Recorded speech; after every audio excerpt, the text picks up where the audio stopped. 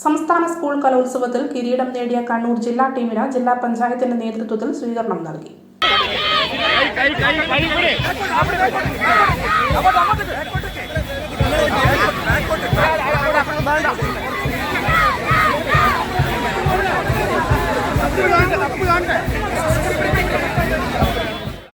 ജില്ലാ അതിർത്തിയായ മാഹിയിൽ വെച്ച് മന്ത്രി രാമചന്ദ്രൻ കടന്നപ്പള്ളി, ജില്ലാ പഞ്ചായത്ത് പ്രസിഡന്റ് പി ദിവ്യ, ജില്ലാ പഞ്ചായത്ത് വൈസ് പ്രസിഡന്റ് ബിനോയ് കുര്യൻ എന്നിവരുടെ നേതൃത്വത്തിലാണ് സ്വർണ്ണ കപ്പുമായി വന്ന കണ്ണൂർ ജില്ലാ ടീമിന് സ്വീകരണം നൽകിയത്.